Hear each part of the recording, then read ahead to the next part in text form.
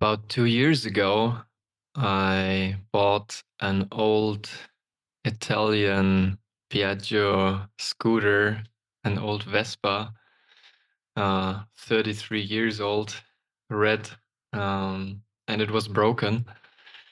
And I knew it by the time, and I got it for very little money, and I thought I can fix it. And I thought, yeah, it's not gonna take a lot of effort, and I can do it, and yeah. And then over time, over the last 2 years, I found out that, I cannot fix it. It's way over my, abilities and skills, and I could probably, like, work into it, but it would cost me so much time and effort, um, that I didn't want to invest. So I brought it to a workshop, who promised me to fix it, and they said like, "Yeah, it's gonna take a month." And then after a month, I called them, and they said, "Yeah, we didn't have time yet, but yeah, end of summer." So I called them end of summer, and they were a bit upset when I called them. Yeah, long story short, a week ago, almost 2 years after I bought this thing, I called them again and they still didn't do anything about it. And so I brought it to a new workshop today. And this guy from the new workshop is an Italian, and he made the impression to me that he knew everything about these machines, and he took it apart immediately. And the problems just kept getting bigger and bigger and bigger. It had an accident. I knew that, and today we discovered the um, yeah, all the implications of the accident, all the little things that were broken, and the gear shift was rusty and didn't move anymore, and yeah, it just kept getting worse and worse. And in the end, we stood there and he said, "Okay, now you want to know how much it's going to cost." And I said, "Yeah, well, it would be cool to have an indication." And yeah, then he told me, like, "Yeah, it's hard to tell, but at least 1,000 euros, maybe 2,000, 2,500. And to be honest, I cannot give you a certain number. It's like a um, you cannot tell.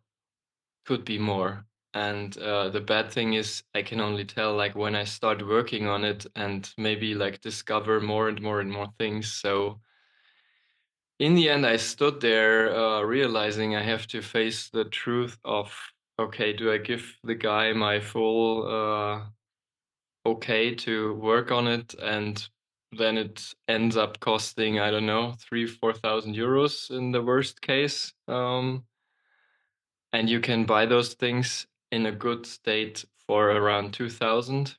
Um, or do I find another way and get rid of it? And I was emotionally quite attached to this thing by today. Uh, Thinking of like how would it be to spend time with it, to drive it.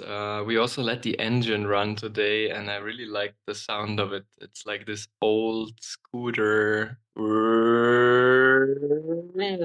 like this kind of like Italian sound. Uh, and you probably see by the expression on my face when I talk about it, I really like that. I have a passion for that.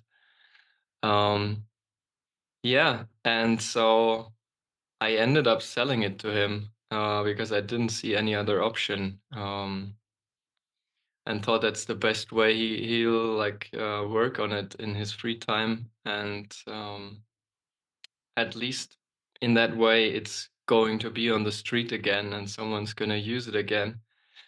And I felt really sad after that, and yeah, and I still feel it like it's not. Yeah, it really touches me, like, to let go of this illusion of, owning an old Italian scooter, and especially this one. And, I found that such a good analogy of life, how we are getting attached to something especially to an idea of something. Might be a relationship or a place where you live or you work or whatever. Um, and then sort of like in the moment where you face the truth and face the reality of the situation, that you have been living in this illusion all the time, and you actually acknowledge to yourself, hey, this was an illusion and it's not the truth. And I noticed that in this moment, at the same time, there is this sadness and there is this like letting go. And at the same time, also a huge expansion, and there is new opportunities coming. Now there is new space for, I don't know, another scooter, or maybe spending more time with my motorcycle, or riding a bicycle, or I don't know. Um, and this is just a little thing, but I think it can serve as an example for, yeah. I don't know how to finish this sentence. I wanted to make a really good point and sound very wise, and I don't know how to finish this sentence.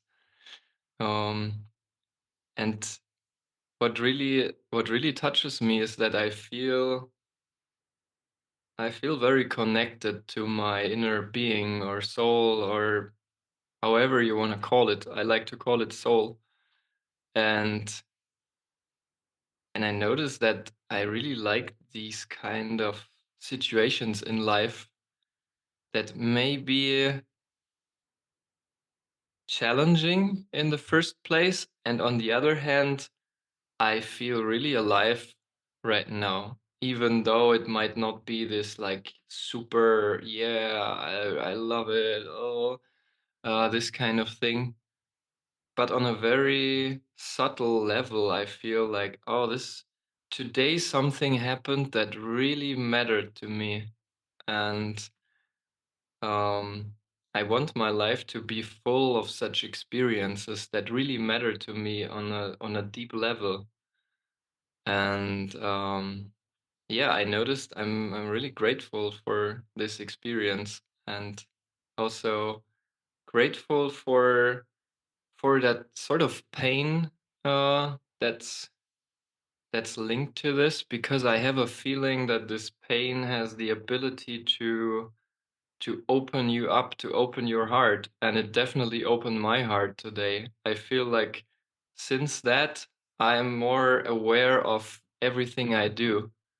Uh, just I prepared my breakfast for tomorrow, and I noticed that I'm a bit nerdy about breakfast. I have these like 10 different jars with different seeds and nuts and grains, and I really, it's a ritual for me. And I did it with a very special awareness, like opening the jars and closing them, and like really like being conscious of how I'm doing this and really enjoying it, and being with it. And it felt like an act of love, just to prepare this breakfast. And I noticed I haven't felt that way in a few weeks now. And this incident today brought me to that place.